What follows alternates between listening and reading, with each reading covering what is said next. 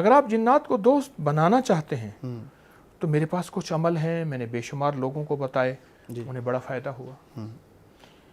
میرے آقا نے فرمایا، حضور نے، یہ جو ہم گوشت کی ہڈیاں کھاتے ہیں، ہڈیاں کھاتے نہیں، گوشت کھاتے ہیں اور ہڈیاں، ان کو صاف جگہ پہ رکھیں۔ صحیح۔ میرے حضور نے فرمایا ان پہ پھر غذا لگتی ہے، مفہوم ہے، اور وہ جنات کی غذا ہوتی ہے۔ آپ جنات کو کہیں ہڈیاں جو آپ استعمال پھینک دیتے ہیں وہ صاف جگہ پہ رکھیں، اور ان سے کہیں کہ یہ ہماری طرف سے آپ کی دعوت ہے۔